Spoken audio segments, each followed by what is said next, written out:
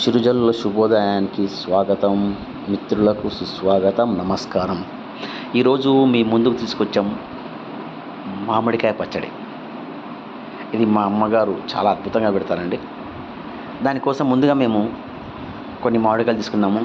వాటి నీట్గా మంచినీళ్ళలో కడిగి నీట్గా తుడిచి బట్టతో వాటిని ముక్కలు కొట్టడానికి ప్రిపేర్ చేయించాం.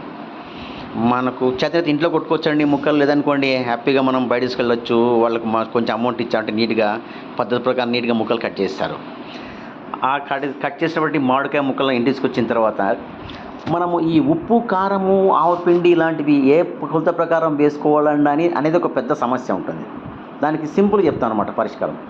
సింపుల్గా ఒకటి ఏంటంటే, ఒక పాత్ర, ఒక చిన్న బౌల్, ఒక బౌల్ తీసుకోండి. ఆ బౌలుకు ఒక బౌల్ తీసుకొని ఆ బౌల్లో మనం మామిడికాయ ముక్కలు వేసుకోవాలి. వేసుకున్నట్టు మామిడికాయ ముక్కలను దీనికి ఏంటంటే ఒక నాలుగు బౌల్స్ మామిడికాయ ముక్కలు వచ్చాయి అంటే కిన ఆ 4 బౌల్ మామిడికాయ ముక్కలకు మనం ఎంత కలుపుతాం కారం అంటే, ఒక కప్పు సేమ్ అదే బౌల్కు ఒక బౌల్ కారం వేస్తాం. 4 గిన్నెల మామిడికాయ ముక్కలకు 1 గిన్నె కారం. ఉప్పు వచ్చేసి ఆ గిన్నెలో 75% అంటే 3/4 భాగం ఉప్పు వేస్తాం. ఇంకొక 3/4 భాగము ఆవపిండి వేస్తాం అన్నమాట. ఒక ఫుల్ గిన్నె కారము, 3/4 గిన్నె ఉప్పు, 3/4 గిన్నె ఆవపిండి.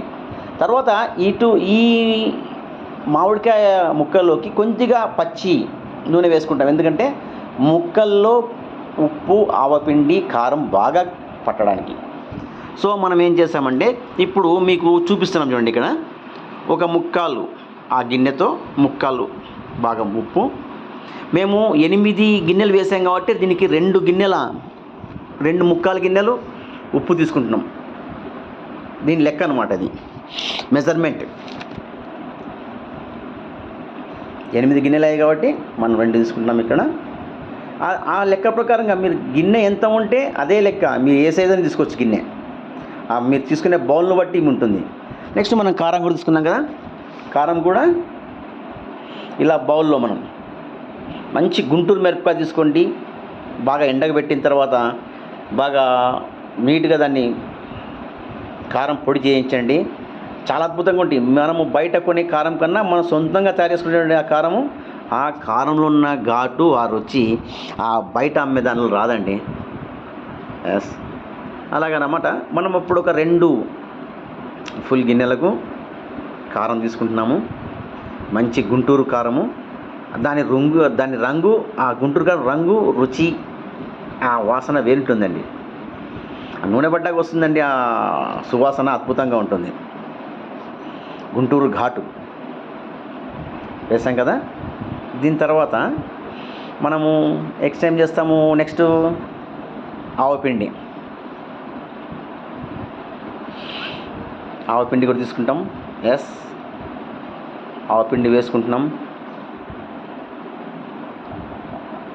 2 గిన్నెలు వేసుకున్న తర్వాత వీటిని ఈ 3 బాగా కలిపాలి అనమాట. మనం ఈ ఉప్పు, కారము, ఆవపిండి బాగా నీట్గా కలపాలి. సమపాళలు అన్నీ కలిసిపోవాలన్నమాట.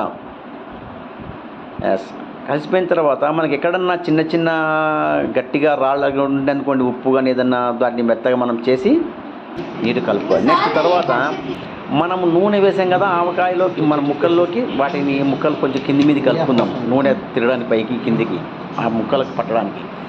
నెక్స్ట్ ఆ మామిడికాయ ముక్కల్లో మనం కలుపుకున్నటువంటి మిశ్రమం ఉప్పు, కారం, ఆవపిండి అందులో వేసి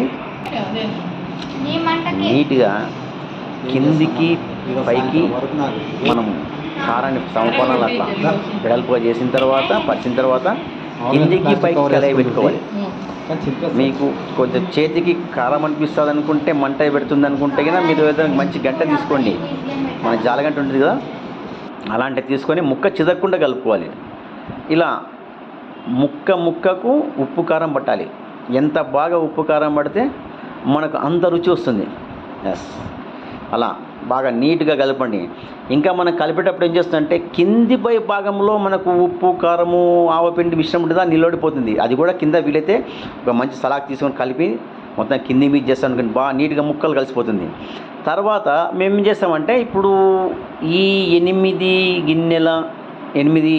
గిన్నెల మామిడికాయలకు వీటికి కలిపి ఒక 3 లీటర్ల మంచినీళ్ళు తీసుకున్నామండి. 3 కేజీలు. మీరు కావాలంటే తక్కువ తగ్గించుకోవచ్చు, ఎక్కించుకోవచ్చు, అంటే మీకున్న పరిస్థితి ప్రకారంగా 3 కేజీలు మేము తీసుకున్నాము. దాంట్లోకి ఒక ఫుల్ బాటిల్ ఇంగువ వేసాం, మంచి ఇంగువ. దీంతో మంచి సువాసన వస్తుందండి, రుచి కూడా వస్తుంది. ఇంగువ పడితే ఆ రుచే వేరు. మరుగుతున్న నూనెలోకి ఇంగువను వేయాలి మనం.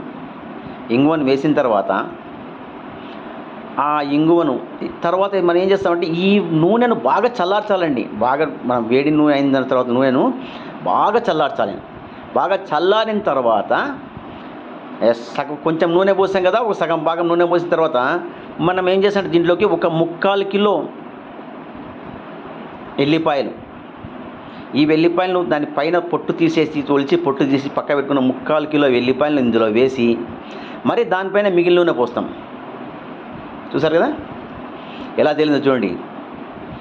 ముక్కలు కిందికి వెళ్ళిపోయాయి, నూనె పైకి వచ్చింది, ఎర్రగా నిగనిగలాడుతుంది కదా. అసలు ఆ కలర్ చూడండి ఎలా ఉందో. ఆ కలరు ఎంత అందంగా ఉంది చూడండి, ఎంత చక్కగా ఉంది.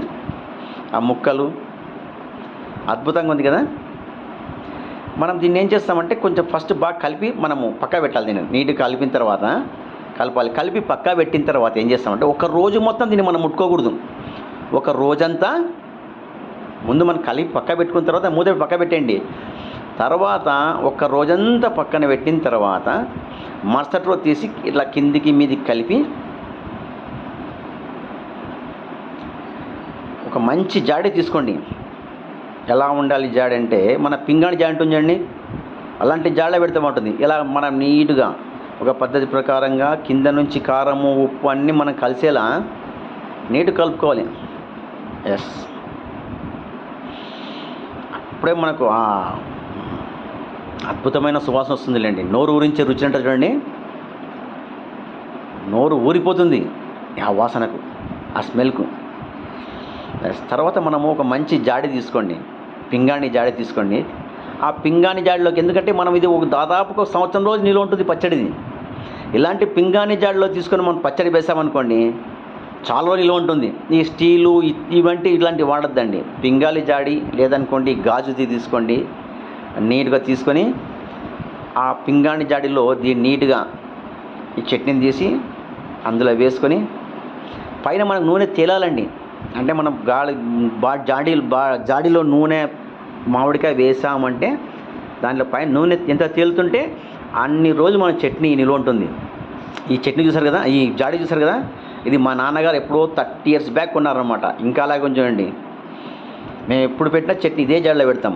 కాబట్టి ఫ్రెండ్స్, ఈ అద్భుతమైన చట్నీ పచ్చడి మీకు నచ్చి ఉంటే దయచేసి సబ్స్క్రైబ్, లైక్ అండ్ షేర్.